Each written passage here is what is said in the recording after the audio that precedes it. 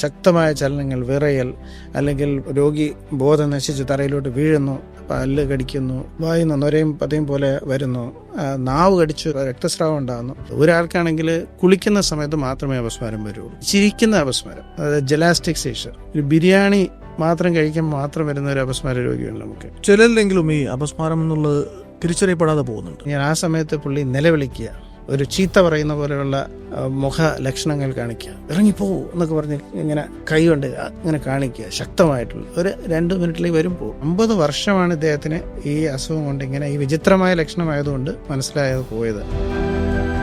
അപസ്മാരം എന്തുകൊണ്ടാണ് ഉണ്ടാവുന്നത്? ചിലപ്പോൾ ജനിക്കുന്ന സമയത്ത് തന്നെ പിൽക്കാലത്ത് അപസ്മാരം വരാനുള്ള ചില വിത്തുകൾ നമ്മുടെ ശരീരത്തുണ്ടാകും. അപ്പോൾ ഈ അപസ്മാരം മറ്റൊരു കാരണം കൂടാതെയും അപസ്മാരം വരാം. കയ്യിൽ ഇരുമ്പ് ഉള്ള സാധനങ്ങളോ താക്കോലോ ഒന്നും കൊണ്ട് കൊടുക്കാതിരിക്കും. ഇത്തരത്തിലുള്ള കാര്യങ്ങൾ ചെയ്യാതിരിക്കുക. ചെയ്യേണ്ടത് എന്താണ്?